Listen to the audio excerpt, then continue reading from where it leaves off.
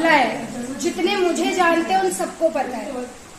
मुझे मई में एक सपना आया कि मेरा बेटा कहीं पार्क में बेहोश है, गिरा हुआ है। मैंने ये सपने में देखा। मैं उठी, मैं बड़ी बेचैन हुई और मैंने अपने हस्बैंड से शेयर किया। तो कहते तू पता नहीं क्या क्या देखती है। मैंने कहा यार पता नहीं क्यों जो भी देखती हूँ वो सच जरूर होता है, चाहे 2 महीने में हो या 6 महीने में हो। ये कोई इंट्यूशंस है जो ये सच होते हैं। अच्छा, दिक्कत ये थी कि मेरा बेटा 136 kg था। उसको जितनी भी बीमारियां थी वो स्टार्टिंग हो चुकी थी। प्री डायबिटिक हो चुका था, थायराइड की स्टार्टिंग थी, यूरिक एसिड बढ़ा हुआ था और सारी प्रॉब्लम ये थी कि वो बाहर का खाना खूब खाता था। और आप बोलो तो बच्चे आपके सामने खा लेंगे, उसके बाद वो सब खा लेते। अच्छा, तबीयत काफी खराब हो ही रही थी, डॉक्टर्स वगैरह के पास जा रहे थे और सारे डॉक्टर्स ने एक ही बात बोली कि हम कोई मेडिसिन नहीं दे सकते क्योंकि बच्चे की एज नहीं है, ग्रोइंग एज में है और अगर स्टार्ट कर दी तो लाइफ लॉन्ग खानी पड़ेगी। और हर डॉक्टर यही कह रहा था कि आप प्लीज इसको एक्सरसाइज करवाइए ताकि ये, या जिम जाए ताकि ये एक्स्ट्रा कैलोरीज बन सके। अच्छा, उससे रोज कहो वो एक कान से सुनता दूसरे कान से निकाल देता था। मैंने एक दिन गुस्से में आके उसको बोला, मैं कहीं गई हुई थी और खाना उसे खिला के गई थी। आई तो 2 बर्गर के पैकेट्स, कोल्ड ड्रिंक की बोतल और वो पी रहा था। तो गुस्से में मेरे मुंह से निकला कि हार्दिक कहीं ऐसा ना हो कि एक दिन मुझे खाना मिलना बंद हो जाए। ये मुंह से निकला तो उसने कहा आप तो मम्मा यही चाहते हो कि मैं खाना ना खाऊं। मैंने कहा नहीं, तू मुझे आज रुला रहा है, मुझे बहुत तकलीफ हो रही है कि मैं तेरे मुंह से, अपने मुंह से बात बोल रही हूँ। उसके बाद मैंने उसे गुस्से में बोल दिया। मैं ऊपर गई, मेरे कमरे में स्वरूप है, मैं बहुत रोई और गुरुजी को मैंने बोला कि गुरुजी मैं इतना तंग आ गई हूँ कि ये मेरी बात सुनता ही नहीं है। मैं रोज बोलती हूँ, ये पता नहीं कि अपने शरीर के साथ इतना खिलवाड़ कर रहा है और ये पता नहीं क्या चाहता है और इसे कुछ हो गया तो मेरे लिए तो मेरी लाइफ ही खत्म हो जाएगी। तो मैं रोती रही। मैंने कहा अब मैं इतना हार गई हूँ कि इसे आप देखोगे, कैसे देखोगे, कैसे इसे ठीक करोगे, मुझे नहीं पता। अच्छा, ये बात हुई। सडनली मेरे हस्बैंड सब मानते हैं, सब कुछ मानते हैं, लेकिन माता रानी के बहुत भागते हैं। जून एंड हुआ, जुलाई शुरू हुआ और मेरा बेटा भोलेनाथ का बहुत बड़ा भक्त है। वो हर सोमवार मनकामेश्वर जाता है और पूरे और पवन मुझसे बोले कि श्वेता मेरे फ्रेंड कह रहे हैं कि मैं पूरे सावन ना जल चढ़ाता हूँ शिव जी पर, तो इस बार मेरा मन है कि मैं पूरे सावन जल चढ़ाऊंगा। तो मैंने कहा अच्छा। मैंने कहा चलो, तुम्हें गुरुजी ने जोड़ लिया। तो कह रहे गुरुजी थोड़ी ना है, वो तो शिव जी है। तो मैंने कहा कहानी वही है, तुम शिव जी बोलते हो, हम गुरुजी बोलते हैं। तो कहते अच्छा ठीक है।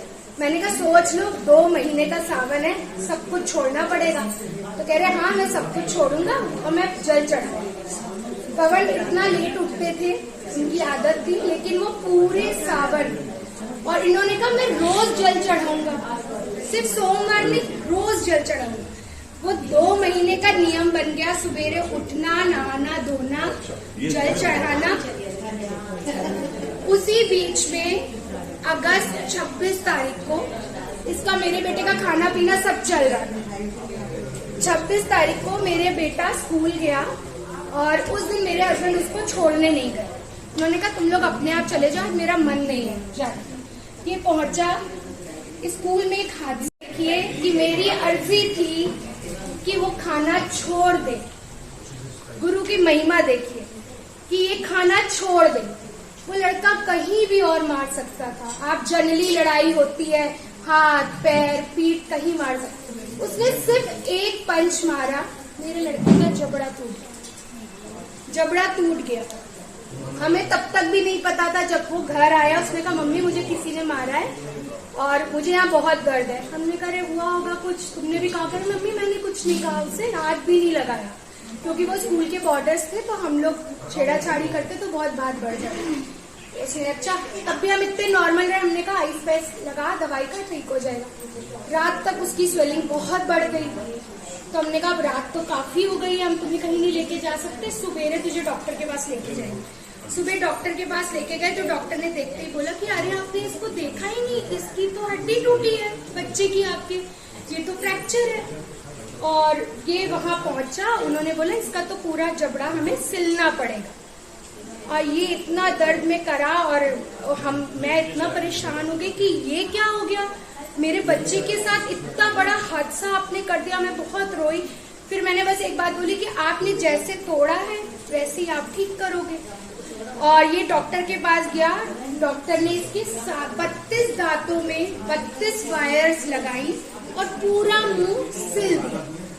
और आप विश्वास नहीं मानेंगे कि वो डॉक्टर बोला कि हमारे यहाँ आज तक इतने लोग आते हैं, लेकिन जब भी मैं ये ऑपरेट करता हूँ तो चौराहे तक आवाज जाती है, लेकिन आपका लड़का एक तार पे ओम नमः शिवाय, हर एक तार पे ओम नमः शिवाय बोलता रहा और इसकी आवाज नहीं है। और मेरे बेटे ने कहा मम्मी मुझे दर्द एहसास ही नहीं हुआ, मेरे कब 32 हाथों पे तारे बंद गई मुझे पता ही।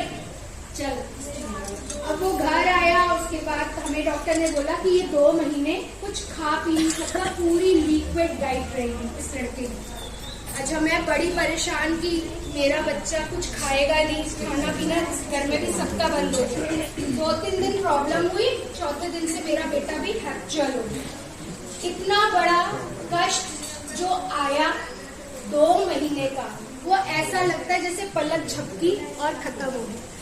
उसकी दवाइयां खत्म, उसका वेट कम हो गया क्योंकि उसका मुंह ही बंद था, क्योंकि इलाज ही वही था। क्योंकि वो जानते थे कि ये रो रही है और जब तक ये खुला रहेगा। वो मुझसे कहा मम्मी कितनी हैरानी की बात है कि जेब में पैसे है, खड़ा हो सकता लेकिन खा नहीं सकता। तो मैंने कहा बेटा ये उन्हीं की वजह से, क्योंकि मैं समझ रही थी कि तुम्हें कष्ट है, तुम्हारी बॉडी अंदर से खराब हो रही है, लेकिन तुम नहीं समझ रहे। और वो कष्ट उन्होंने ऐसा गायब किया, उसके बाद वो स्लिम हुआ, वो ठीक हुआ, सब कुछ हो गया। आज वो बिल्कुल ठीक है और इनकी वजह से वो 2 महीने हमारे पता ही नहीं चले कि हमारे कैसे खत्म हो गए। जबकि पवन आखिरी सोमवार था, उससे 1 दिन पहले हादसा हुआ था। तो पवन मंदिर में बैठे थे, उन्होंने ये शब्द बोले कि इतना माना, उसके बाद इन्होंने ये कर दिया। तो मैंने कहा पवन ये बहुत बड़ी परीक्षा है, वो चाह रहे कि मैंने तेरे पेटे पे ठोकर मारी है, अब तू अभी भी आता है कि नहीं आता है। मैंने कहा जाओ, रोज जाओ। मैंने कहा तो उनका शुक्र मनाओ कि हो सकता था कि उसका कुछ और टूटता, उसका सर फूट जाता तो हाथ से ही चला जाता। सोचो वो सपना वेदांता में होना था। हम वेदांता गए, वेदांता की डॉक्टर कि कोई ऑपरेशन ऐसा हो कि जबड़े का ऑपरेशन और तुम सुबह खाना खा लो। ये कौन सा डॉक्टर कह रहा है? कह रहा है नहीं मम्मी ऐसा है। मैंने कहा अच्छा ठीक है। मेरा ब्रदर यूएस में डॉक्टर है, मैं उससे हर बात कंसल्ट करती हूँ, बिना उसके कोई काम नहीं करती। मैंने अपने भाई को मैसेज किया, ना उसने फोन उठाया ना मैसेज, उस दिन मैसेज पे बात ही नहीं हुई।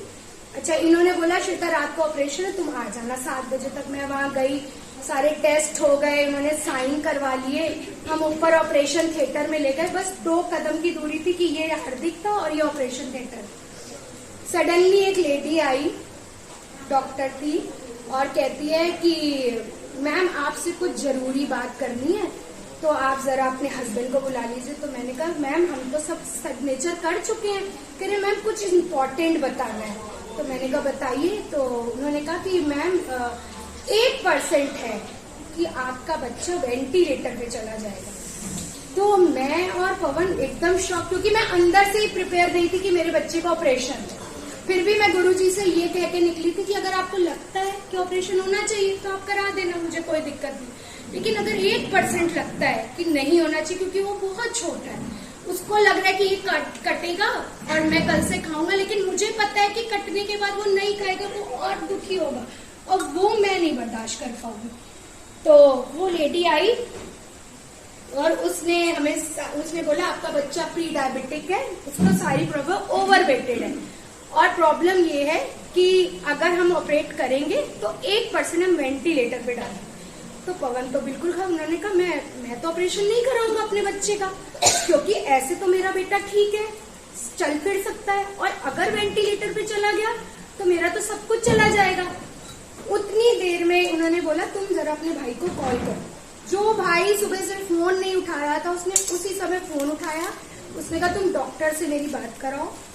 हमने उस डॉक्टर से बात कराई, उन्होंने आपस में बातें करी। फिर मेरे ब्रदर ने बोला श्वेता ये तुमको सब बेवकूफ बना है, कुछ मत करो। लॉजिक ये है कि तुम्हारे बेटे की अकलदाड़ टूटी है, अकलदाड़ पे फ्रैक्चर है और उसी से नस जाती है दिमाग की। वो वही 1% कह रहे कि वो जब ग्रिल करेंगे तो नस दब सकती है 1%, और दब गई तो तुम ये समझो सब कुछ खत्म। तुम बच्चा लेके वापस आओ, एक रात का पे कर दो और घर वापस आ जाओ। और दीदी वो लेडी कैसे आई, कहाँ से आई हमें नहीं पता। मेरे बेटे के भी शक थे कि मम्मी पार्वती माता आई है। ये हार्दिक ने बोला कि मम्मी पार्वती मैया, और इतना सरकम चांसेस में कितनी बड़ी बड़ी चीजें ऐसे हो गई हमें पता है। हमें तो ऐसा लगता है जैसे हमने सच में सपना देखा था। हार्दिक को चोट लगी और लग के वो ठीक हो गया और इतना बड़ा कष्ट ऐसे निकल गया जैसे पता ही नहीं चला। कि इनकी इतनी बड़ी महिमा है, इतनी बड़ी महिमा है कि मैं तो जिंदगी भर की इनकी ऋणी हो गई। जय गुरु।